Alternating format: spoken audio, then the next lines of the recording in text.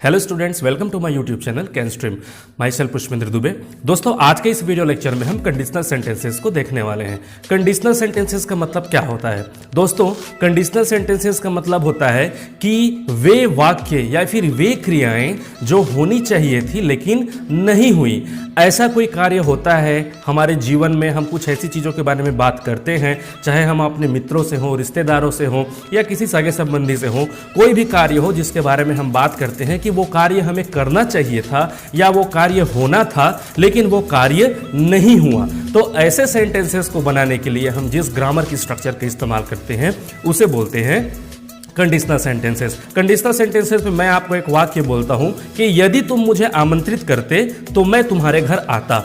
अब देखिए दोस्तों, यदि तुम मुझे आमंत्रित करते, आपने मुझे आमंत्रित ही नहीं किया, आप अगर आमंत्रित करते तब तो मैं आता। इन दोनों वाक्यों को जोड़ के देखिए आप कि यदि आप मुझे आमंत्रित करते, यदि, इसका मतलब क्या हुआ कि आपने मुझे आमंत्रित नहीं किया, तो मैं आपके घर आता और मैं आपके घर भी नहीं आया। तो न तो आपने मुझे आमंत्रित किया और न ही मैं आपके घर आया। तो ऐसे सेंटेंसेस को बोलने के लिए हम लोग कंडीशनल सेंटेंसेस का इस्तेमाल करते हैं।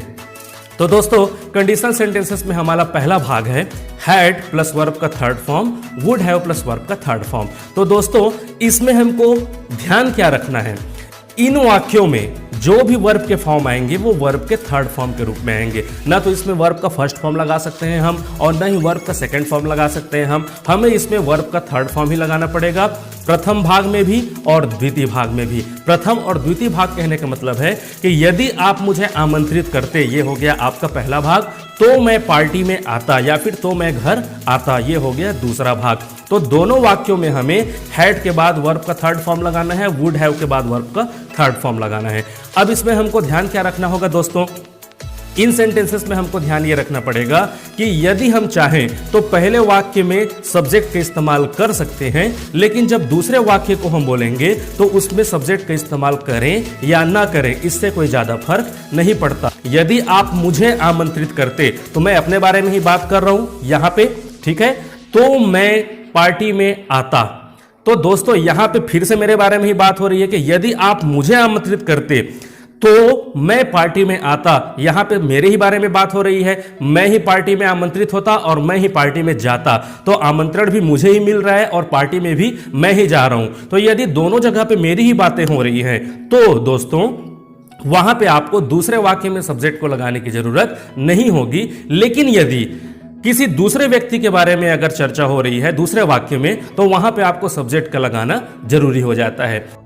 तो दोस्तों, इस सेंटेंस को बनाने के लिए जो स्ट्रक्चर हमको बनाना पड़ेगा, इस स्ट्रक्चर का रूल रहेगा if plus subject plus had plus verb का third form plus object, dot dot dot करके आप एक और रूल इसमें जोड़ लीजिए, subject plus would plus have plus verb का थर्ड फॉर्म प्लस ऑब्जेक्ट। एक बार मैं फिर रिपीट करता हूं, if plus subject plus had plus verb का थर्ड फॉर्म प्लस ऑब्जेक्ट। इसी में आपको एक और रूल ऐड करना है, subject plus would plus have plus verb का थर्ड फॉर्म प्लस ऑब्जेक्ट। अब दोस्तों, इसमें पहला सेंटेंस हम लेके देखते हैं। तो पहला सेंटेंस है, यदि आप मुझे आमंत्रित करते तो मैं आपके घर आता।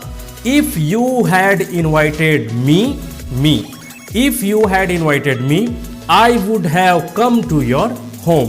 I would have come to your home. Example number 2 है, यदि आप मुझे सूचना देते तो मैं परीक्षा दिलाता। यदि आप मुझे सूचना देते तो मैं परीक्षा दिलाता। अब इसको कैसे बनाएंगे?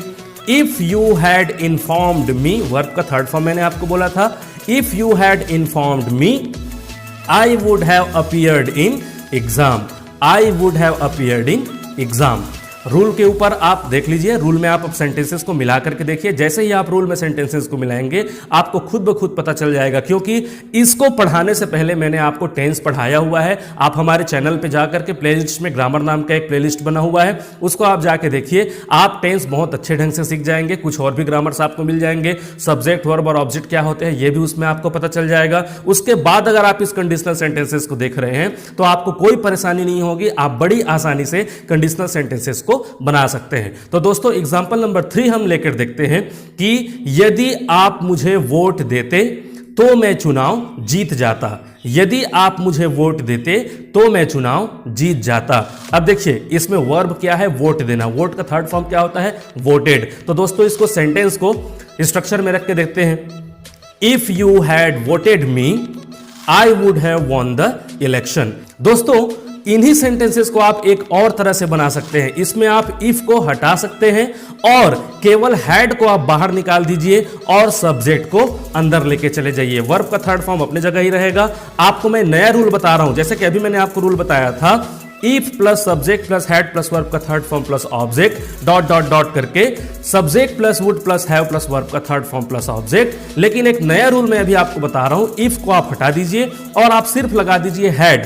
हैड के बाद आप क्या लगाएंगे, had plus subject plus verb का third form plus object. Had plus subject plus verb का थर्ड फॉर्म प्लस ऑब्जेक्ट और उसके बाद वुड के रूल को एज इट इज रहने दीजिए, subject plus would plus have plus verb का थर्ड फॉर्म प्लस ऑब्जेक्ट। अब देखिए दोस्तों मैंने सेंटेंस अभी क्या कहा कि यदि आप मुझे वोट देते तो मैं चुनाव जीत जाता। इसका पहले ट्रांसलेशन मैंने क्या बताया था, if you had voted me I would have won the election. लेकिन इसी को हम और किस तरह से बोल सकते हैं, had you voted me, had you voted me I would have won the election.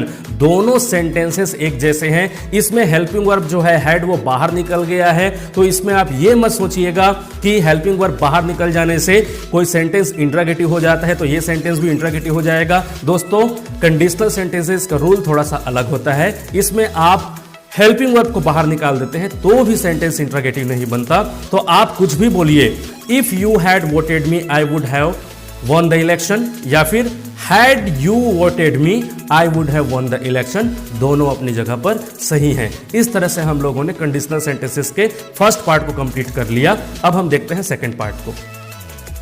दोस्तों रूल नंबर 2 में हम देखेंगे इसका स्ट्रक्चर क्या होगा। if plus subject plus had plus noun dot dot dot करके आप लिखिए subject plus would plus verb का फर्स्ट फॉर्म प्लस ऑब्जेक्ट। अब इसमें करना क्या है देखिए, मैं एक वाक्य के माध्यम से आपको समझाता हूं। यदि मेरे पास पैसे होते तो मैं आपको दे देता। इस सेंटेंस को हम इस तरह से बनाएंगे कि if I had money I would give to you. If I had money I would give to you. यदि मेरे पास पैसे होते तो मैं तुम्हें दे देता। दूसरा सेंटेंस देखते हैं, यदि मेरे पास साइकिल होती तो मैं इसे चलाता। If I had a bicycle I would ride it, I would ride it. Example number 3 है, यदि मेरे पास कंप्यूटर होता तो मैं वीडियो गेम खेलता।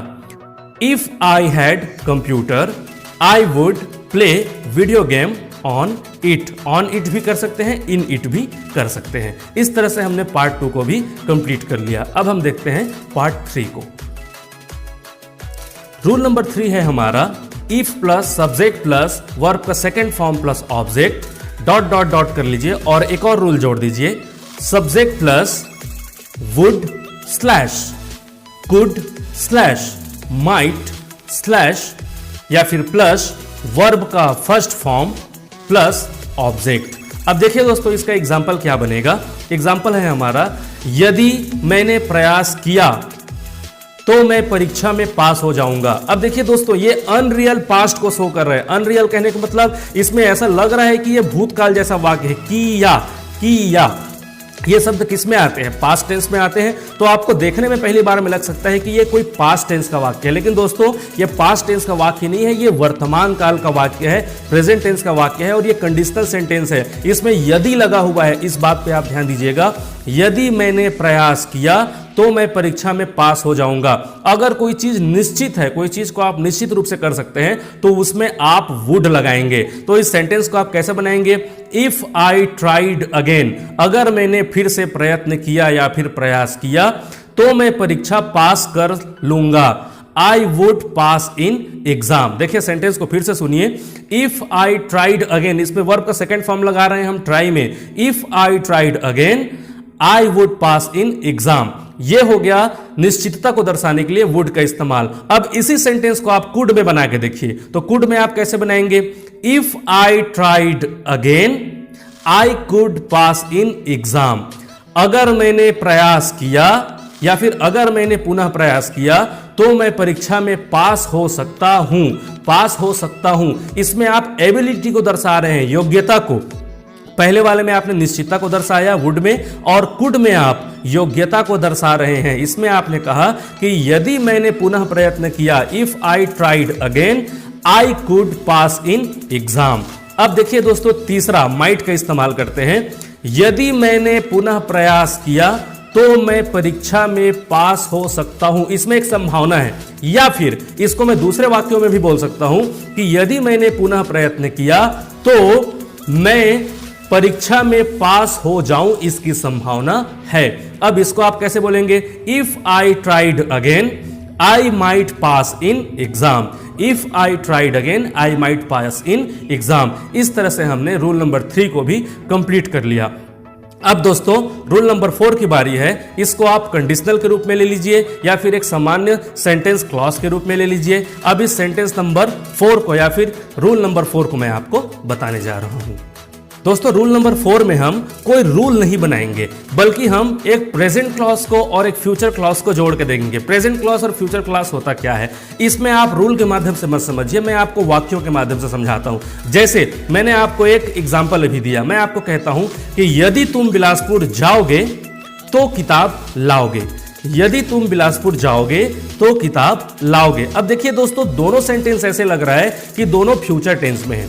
ठीक है, दोनों फ्यूचर टेंस में, चूंकि आओगे लाओगे ये जो गा गी गे आ रहे हैं, इससे स्पष्ट होता है हमको ऐसा लग रहा है कि ये फ्यूचर टेंस का वाक्य है, जबकि ये फ्यूचर टेंस का वाक्य नहीं है। इसमें हमको कहने का मतलब ये है कि यदि मैं बिलासपुर जाता हूं तो मैं किताब लेकर आऊंगा।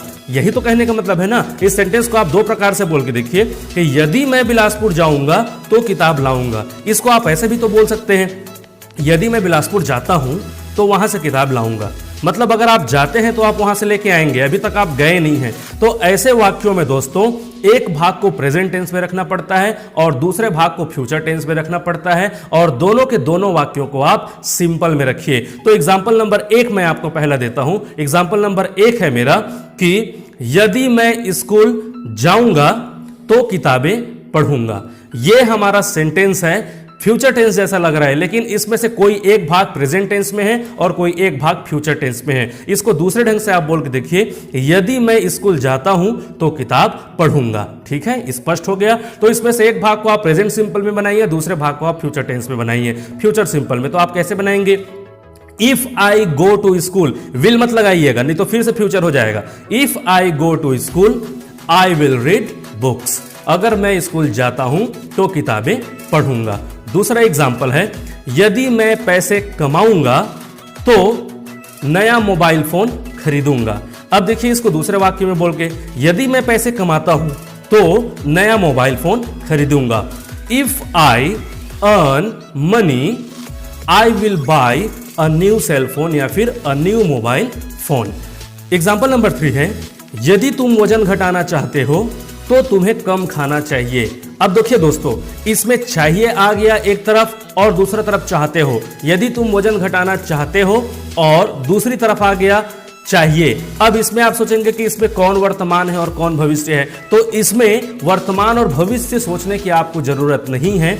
एज इट इज, जैसा आपको ग्रामर समझ में आ रहा है उसके हिसाब से लगाइए, क्योंकि उसमें से एक वाक्य प्रेजेंट सिंपल में जाएगा ही जाएगा और दूसरा वाक्य फ्यूचर टेंस में जाएगा ही जाएगा। अब देखिए, जैसे मैं आपको कहता हूं कि यदि तुम वजन घटाना चाहते हो, वर्तमान में हो गया, चाहते हो, ता हो, ती हो, ते हो, तो तुम्हें कम खाना चाहिए। तो आप जब कभी भी खाएंगे, चाहे आप दोपहर को खाएं, आज रात को खाएं, कल खाएं, परसों खाएं, रोज खाएं, आप जब तक खाएंगे आपको कम खाना पड़ेगा। तो ये भविष्य का एक्शन हुआ कि नहीं हुआ? आप तुरंत अभी तो नहीं खा रहे हैं।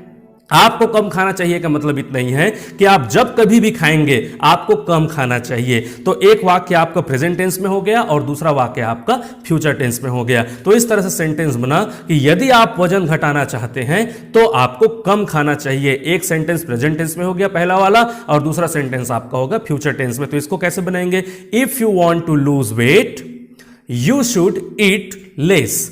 You should eat less. अब लेस का मतलब वो जो पाउच वाला लेस आता है, मैं उसके बारे में बात नहीं करूं, वो लेस है, मैं लेस कह रहा हूं, LESS। तो लेस का मतलब हुआ कम। तो if you want to lose weight you should eat less, आपको कम खाना चाहिए। तो इस तरह से आप अपना वजन घटा सकते हैं। तो दोस्तों आज के इस वीडियो लेक्चर में इतना ही। मेरा उद्देश्य था आपको कि कंडीशनल सेंटेंस के बेसिक को आपको समझा दिया जाए। कंडीशनल सेंटेंसेस यहाँ पे खत्म नहीं होता, इसको मैं और भी ब्रीफ करूंगा, इसको मैं और अच्छे ढंग से आपको बताऊंगा और विस्तृत जानकारी मैं आपको दूंगा। और कंडीशनल सेंटेंसेस कुछ और भाग भी बचे हुए हैं, उसको अगले वीडियो लेक्चर में मैं आपको बताने जाऊंगा। फिलहाल आज का ये वीडियो लेक्चर अगर आपको पसंद आया तो मेरे इस वीडियो को लाइक कीजिए, हमारे चैनल को सब्सक्राइब कीजिए और बेल आइकन को प्रेस करना मत भूलिए, ताकि आने वाले सारे वीडियोस के नोटिफिकेशन आपको सही समय पर मिलते रहें। Thank you so much.